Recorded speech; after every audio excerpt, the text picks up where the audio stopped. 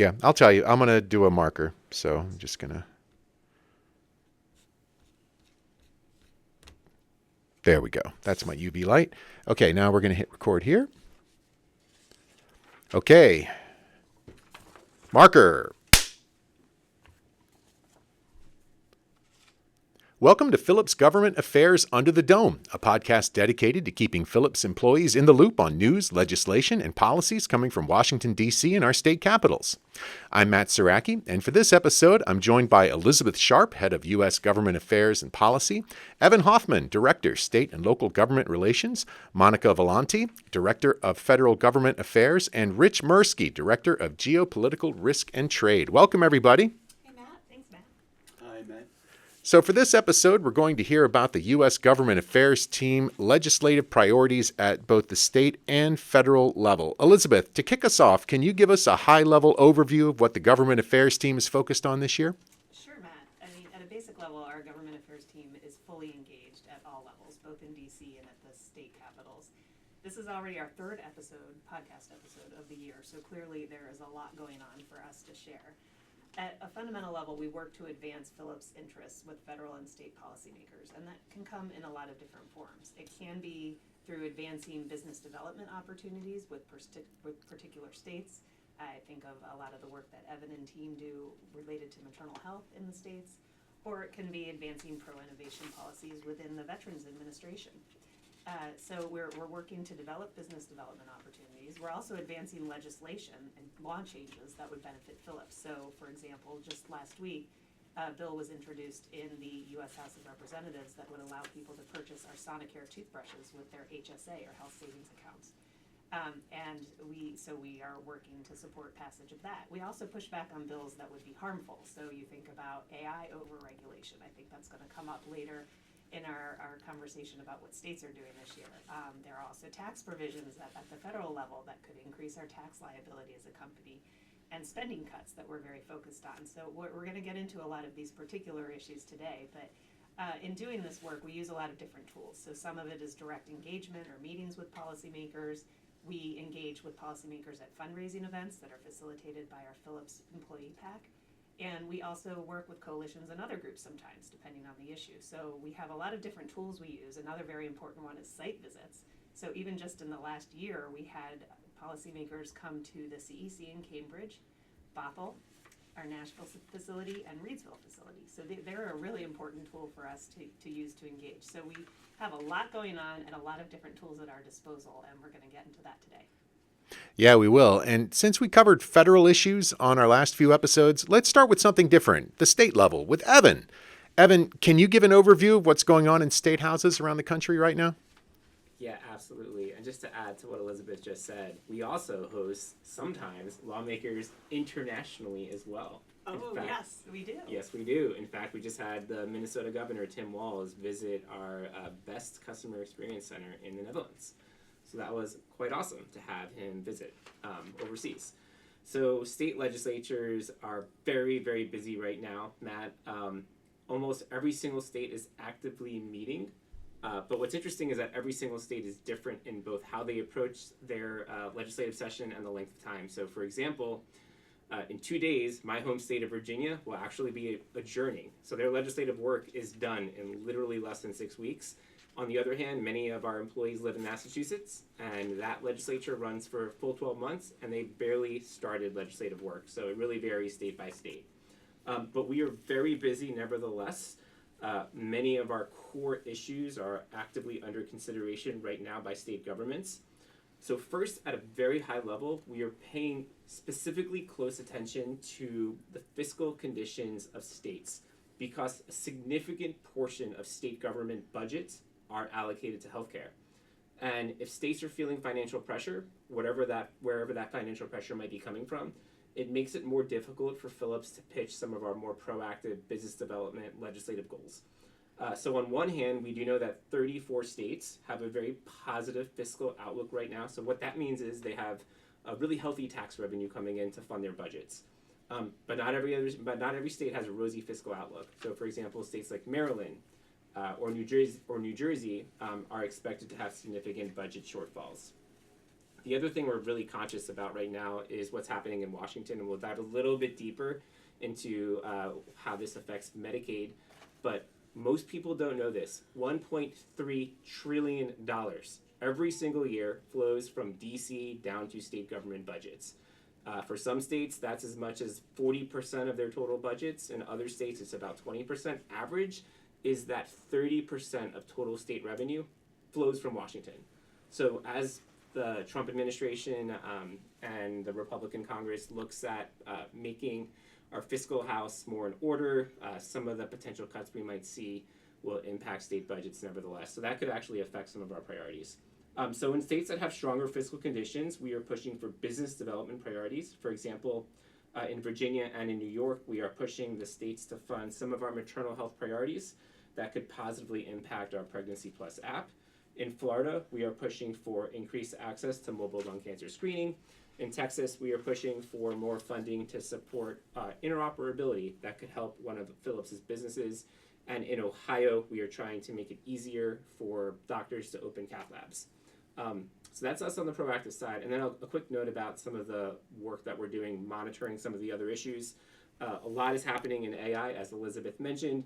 In fact, 630 bills have been introduced related to AI at the state level, and it's only the third week of February. A lot of legislation impacting AI.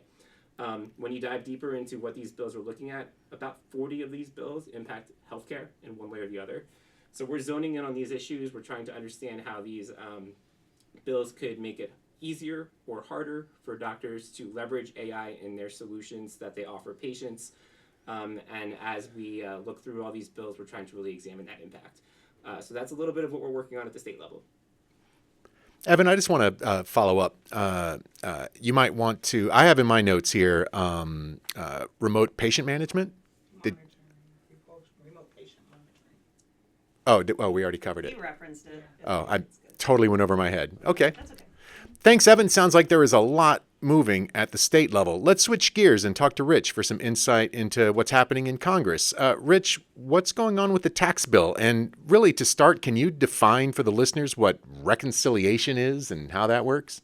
Sure, Matt. Thank you. Yeah, just as you saw from Evan's comments, the states were already active in January, and this Congress, it's a new Congress, is especially busy as well. You'll recall that candidate Trump repeatedly campaigned on two key promises: to raise U.S. tariffs and lower taxes, and he certainly made both a priority in his first few weeks in office. President Trump pledged to end taxes on tips, overtime pay, and Social Security, while investing more in our border security, all while reducing overall spending. Quite a tall order under any set of circumstances, but especially so with a $1 trillion federal deficit that we're facing. And most importantly, he promised to extend the expiring 2017 tax cuts that he enacted in his first term. And those will cost over $4 trillion for companies and individuals. Tax cuts that would end this year if not renewed by December. So we can all be facing a higher tax bill come next year. On the tax front, the slim Republican majorities in the House and Senate must now move the president's extensive budget and tax agenda through what's a Byzantine procedural gauntlet called reconciliation. It's a special process that allows a measure to avoid the regular Senate 60-vote filibuster that puts everything on hold. Therefore, the 53-member Senate GOP majority only needs 51 votes to enact the reconciliation bill. And that's why a reconciliation bill often is used to pass major legislative measures like tax and spending items. Once the House and Senate pass a similar budget resolution that establishes the federal government's overall fiscal, spending, and taxing priorities, the various congressional committees must reconcile, thus the name, reconcile or make changes in their activities to reflect the new spending and tax targets.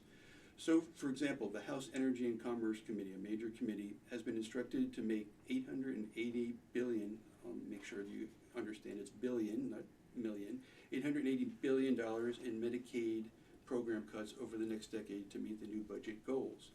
And the Tax Committee, the Ways and Means Committee, has been directed to extend Trump's 2017 tax cuts that included lower corporate and individual tax rates and tax incentives for research and development that we use.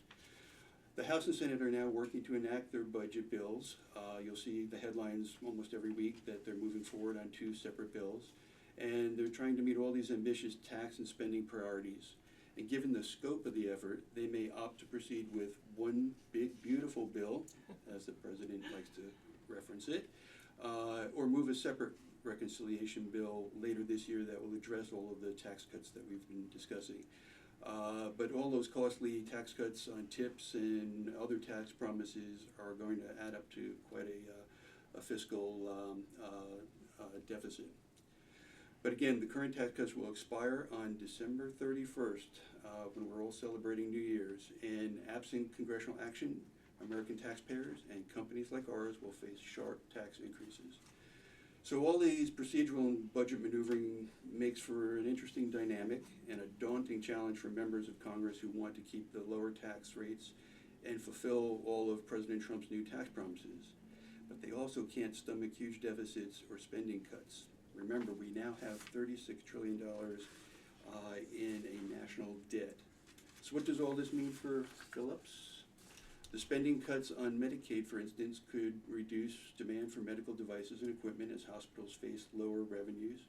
And higher taxes on companies like ours will likely impact their bottom lines and profit margins.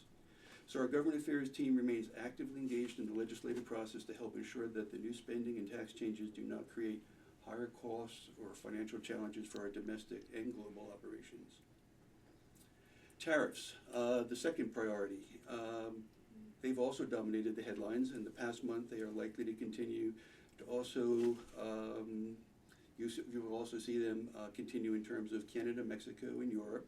And there's already in place a China tariff of 10% that is costing Phillips and other companies on their imports from China. So we see, in addition, 25% tariffs have been placed on steel and aluminum imports. We use steel and aluminum. And a reciprocal tariff, you'll hear more about that, a reciprocal tariff on all of our trading partners may be imposed to counter foreign tariffs and the European tax system called the VAT tax. So President Trump has stated that the higher tariffs will be used for 3 key purposes, and I'll enumerate them. He wants to leverage these tariffs to create a fairer trade environment and reduce U.S. trade deficits. He wants to create more jobs in America and bring manufacturing back to America. And perhaps most importantly, given all the deficits, raise new revenues to lower U.S. taxes. The challenge for Phillips and other global firms now is to navigate the higher tariffs, which may increase the cost of our products as well as the myriad components that we procure to manufacture them. And so we're going to have to look at a very complex global supply chain and perhaps reset that. Government Affairs continues to work closely with our colleagues, trade associations, and other groups to assess the effect of increased duties on our business as we work to educate policymakers on the possible adverse costs and consequences that tariffs create. Lastly, Government Affairs created a podcast about a month or 2 ago to address tariffs and their impact on our operations. And our listeners may find it useful to better understand how tariff changes could impose particular challenges for our businesses. We plan to provide an update on the evolving tariff environment in a future podcast later this spring, so please stay tuned. But for now, tariffs, taxes, they're going to be the watchwords here in Washington for the balance of this year with important implications for all of us. Matt, what's that old saying? Taxes and tariffs are the 2 certain things in life? Well, I might add tariffs to that list in the new year. Do you mean death and taxes? What did I say? You said taxes and tariffs, so you're going to add tariffs. I didn't want to talk about death. But no, you're right. Death, tariffs, and taxes. I'm going to squeeze in a question real quick and pop it in later. So beyond the tax bill, you've been following tariffs. Any updates since our January discussion? As I said, You can stop. You already answered it. I was waiting for the cue. He's gonna insert it. I was waiting for the cue, but I just rolled. It's all good. Okay, so I'm going to move on.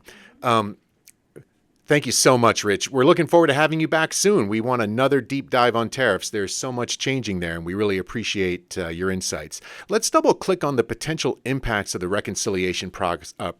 Let's double click on the potential impacts of the reconciliation process and the tax bill on Phillips. I'm going to say that again. Let's double click on the potential impacts of the reconciliation process and the tax bill on Phillips with Monica. So, as Rich explained, reconciliation is when lawmakers look for ways to offset costs and pay for new policies. But what are you hearing about what these offsets could be, and how could this potentially impact Phillips? Thanks, Matt. So this is pretty complex, and everything I say is subject to change. As Rich said, reconciliation bills allow you to bypass a 60-vote threshold in the Senate for a filibuster, so it's easier to get large policies passed with only 51 votes. But the House has passed. The House is looking at a budget resolution that would put all of the president's priorities, including funding for the border, energy resources, defense, and the tax cuts, all together in one large package. And they have stated that they need to find at least $1.5 trillion in savings or offsets to pay for these things, and they're aiming for $2 trillion. So each committee is given instructions on how much money they have to find. The Energy and Commerce Committee, which despite its name has the largest jurisdiction over healthcare in the House, has been instructed to find $880 billion. Now, there are some things that would not affect Phillips directly. They could sell off some spectrum. They could do some other things. Even in the healthcare area, they could do some pharmacy benefit manager reform, or PBMs. You've probably seen all the commercials going on about them. Or they could overhaul the 340B drug pricing program. That wouldn't necessarily affect us. But the largest bucket of money within their jurisdiction is Medicaid. And there are quite a few things that they could do that would save some money. So I'll go through some of them. Right now, Medicaid is an open-ended benefit. So they could switch the program so there's a per capita cap on federal Medicaid spending. So right now the states contribute a percentage and the federal government contributes a percentage. So if you move to a per capita cap, this could save approximately $900 billion over 10 years. And with a reconciliation bill, you have to make sure that it balances within 10 years. Some plans that people talk about would index that for medical inflation, but that would presumably lower the amount of savings. So if they need money, they wouldn't do that. So that would shift the cost either onto the states, leading to reduced coverage or benefits, or reduce payments to providers, and that would hurt the patients as well. You could also reduce the federal share of the expansion population. So the Affordable Care Act, or the ACA, expanded Medicaid above what it was previously, and that expansion population has a 90% federal match.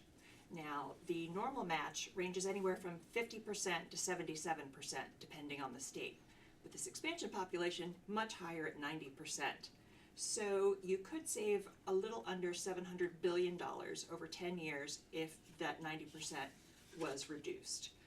Again, states would either have to drop those people, eat the cost, pay the providers less. There aren't really any good options. I think Evan will touch on this later, but some states have trigger laws already in effect that automatically drop the expansion population from the Medicaid rolls if the federal match is lowered. If every state, and I think 41 states have expanded their Medicaid program. If all of them completely drop the expansion population, you could save $1.7 trillion over 10 years. But that would mean 20 million people get dropped. I don't see that happening, but you could see a lower match that has slightly less of an impact. Also, Medicaid work requirements. People have talked about this. If you have able-bodied adults who are not caring for a child or an elderly person, work requirements, you could save about $120 billion over 10 years. That is going to face legal and administrative challenges. You can also adjust the federal match rate for the other states that are anywhere between 50 and 77%. So that's some of how you can get savings.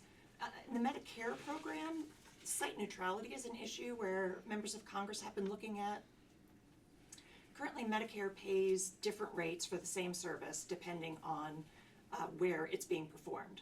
So the same procedure will be reimbursed differently if it's in the hospital outpatient department versus ambulatory surgical center versus a physician's office. And that's because each setting has its own fee schedule.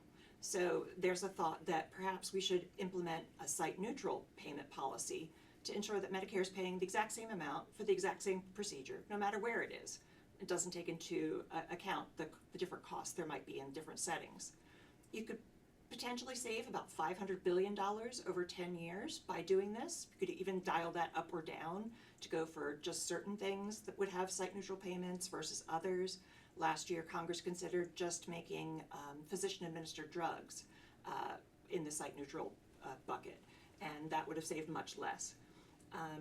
Also, there's a concern about taking money out of the system here and what that means for rural hospitals and low-income populations. So there are some proponents of site neutrality who say this really makes sense, but we need to reinvest all those savings in, let's say, DSH hospitals or rural hospitals, but then you don't get the savings. So that is something that is going to have to be dealt with. And then our reimbursement team brought up another issue. There is something in Medicare called the inpatient-only list. It's maintained by CMS, and it's a list of procedures where Medicare will only pay when the beneficiary is admitted to the inpatient setting. So most of the procedures here are, I'm going to say, more risky. They're high acuity, they're cardiac procedures, they're transplants. But if a procedure is not on the inpatient-only list, then that service is covered in the hospital outpatient setting. We have estimates that they could save about $10 billion over 10 years if they eliminated the inpatient-only list so that more of the same-day surgeries and procedures can be performed in lower-cost outpatient settings, like, say, an ambulatory surgical center. Although some question that number because a procedure is allowed to be done in a lower acuity setting doesn't mean physicians are going to feel comfortable doing it there. So there are some buckets where you could get a lot of money, and without touching Medicaid especially, they're just not going to be able to make up those targets. And Matt, just to really further complicate things as all these discussions around tariffs, taxes, Medicaid, Medicare reforms or cuts are being considered, we also have a government funding deadline coming up on March 14th, and where Congress will have to pass new legislation that funds the federal government beyond that date of March 14th. And that's typically a very tall order to figure out. They punted the ball in late December and got us to March 14th. But amidst all of these very big conversations, very big decision making that's going on, they need to also do a pretty heavy political lift of coming together to fund the federal government. So it's a tall order before our federal policymakers right now. And there are some policies that are going to be hopefully attached to that funding bill. March 31st is when the Medicare telehealth waivers expire. They need to be extended. We obviously would like them extended permanently, but we'll take a short-term extension or a 1 or 2 year extension if that's the best we can get. March 31st is also when the acute care hospital at home waiver expires, so we'd like to get that dealt with. And then the doc fix. The physician fee schedule is cut almost every year now, and Congress did not address it before those cuts went into effect on January 1st. Will Congress try and make up some of that money in the March 14th funding bill? We just don't know. And that'll cost even more. Yeah, that is a very expensive item to pay for. Lots of uncertainty. Did you want to add that there'll be a post coming up on the? Go ahead. And Matt, our listeners can always follow the latest on the U.S. Government Affairs Viva Engage page. Monica does a great job posting the latest and greatest from DC on that page, so people can check out information there. Thanks for that, Elizabeth, and thank you, Monica. And with all this federal match funding at risk, Evan, I turn to you. What does that mean for states? Yeah, well, we're talking a lot about Medicaid, and for once, I'm not the only Medicaid wonk and nerd in this office. Monica and Rich and Elizabeth, you have graduated Medicaid thank wonky in this you. class. I'm gonna get a button made. Yeah, so really interesting. Yeah, it's kind of it's a lot to scratch your head about when you hear Monica talk about all the different ways that Medicaid payment reform can lead to cost savings for the federal government. But when you really think about it, what this actually means is that real people who rely on Medicaid for their health insurance might wake up one day and realize they don't have insurance coverage anymore. And there's a lot of, whatever you feel politically, there's a lot of impacts there that will result from this. one thing Monica talked about were these trigger laws, and this is just one example. But if Congress chooses to change the way the federal match runs for the Medicaid expansion population, then 9 states have trigger laws, which means that tomorrow 4 million people approximately will wake up without health insurance, and that's the Medicaid population, the Medicaid expansion population. Now, when you think about like who the Medicaid expansion population is, these are individuals who make less than $21,000 a year annually, because the Medicaid expansion law allowed people who make more than the federal poverty line, but less than 138% of the federal poverty line to qualify for healthcare. And that's 21 million across this country and 4 million in these 9 states that have these trigger laws. So the politics behind this are very complicated. I'm not going to say it's good or bad, but it depends kind of where you are politically. But that is the very real reality that some people might face. I have it here, Evan, you asking Monica the likelihood of all this happening. Did you want to throw it to her? Yeah. So anyway, that's just some interesting things to think about. So Monica, any thoughts here? Crystal ball it for us? Okay, this is really difficult. You talked about the politics of this. None of this will pass unless it is voted for in the House and the Senate. And right now in the House, Republicans have a 1-vote majority that they could lose. You already have a number of representatives who have come out saying, my district has a large proportion of Medicaid enrollees. I'm very concerned about what this will do to my constituents. You have other members who have said, we didn't even talk about this, but part of the House plan is to raise the debt ceiling by $4 trillion. You have some people who have never voted to raise the debt ceiling and have said they never will. You have deficit hawks saying you're only cutting $2 trillion. That's not enough. And then you have other folks that might vote for the budget resolution because it itself does not contain the cuts. It just calls for cuts, but could vote against the actual package when it comes back. So every member is going to have to really look at this hard and say, I'm going to get a ton of pressure from President Trump and the White House to deliver on all of his promises, but what are the consequences back home? And they're going to have to make up their minds. That's going to be really hard, especially in the House. And President Trump has changed his talking points on Medicaid several times in the last couple of weeks.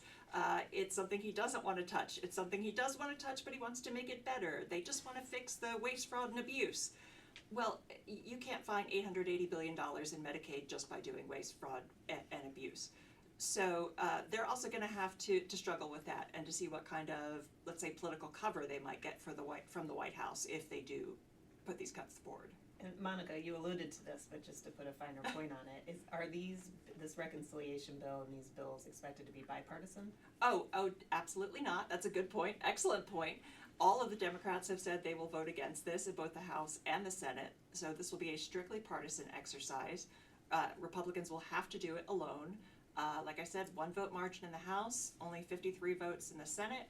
You get a couple people who are really nervous, and the whole thing tanks. So stay tuned.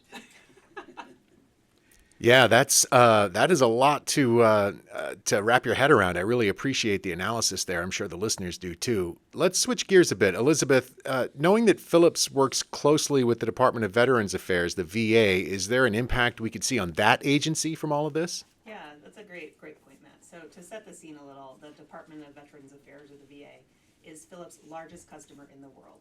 Our technologies are used to provide health care to our nation's veterans. So, in fact, this is an interesting factoid. When a veteran walks into a VA hospital, there's a 1 in 3 chance they will encounter a Philips product or solution within the first 15 minutes of that visit.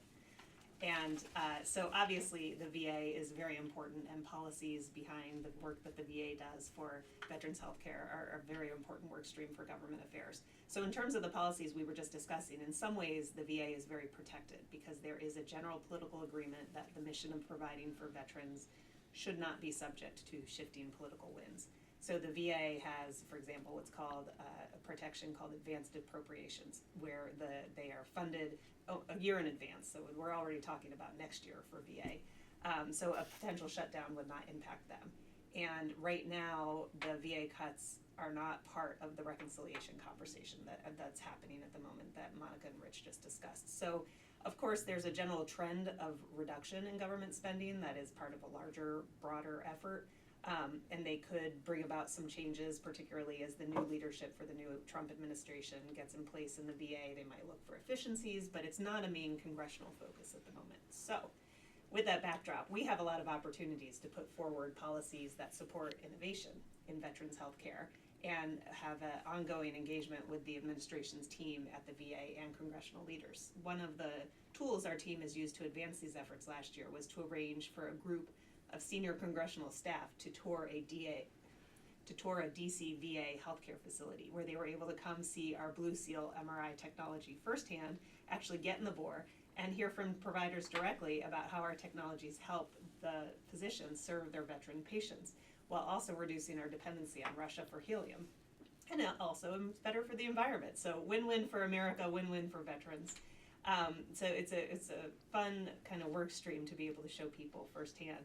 And regular listeners of the podcast will remember our episode from last year where we highlighted a partnership with the American Legion to facilitate a discussion on Capitol Hill about medical technology, lung screening, and veterans. So amidst all the work we're doing related to tariffs and taxes and Medicaid cuts and our state initiatives, we have ongoing work with the veterans issues that continues to be a really strong work stream for us.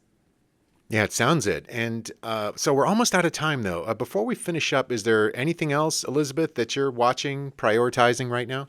Well, I guess I would just say, Matt, that as we struggle through all these issues, as we navigate through all these issues, there's we rely so much on our colleagues across Philips to help us understand the potential impacts of proposals, develop our strategies to advocate on behalf of the company, and we really can't do our work without that partnership. It's a great, we've talked before on previous podcasts, teaming up to win. That is a real thing for our team. So many thanks to all of you out there who have engaged with our government affairs team in some way, shape, or form. Please know that we very much appreciate all of your assistance and really do rely on you, the experts, to help us navigate these issues. Thanks, Elizabeth. And that is a wrap for this episode of Under the Dome. Thanks for listening. Tune in next time for the latest news and updates coming from your government affairs team. For questions or to learn more about anything we discussed today, please follow U.S. Government Affairs on Viva Engage. I'm Matt Saracki, and you've been listening to Under the Dome.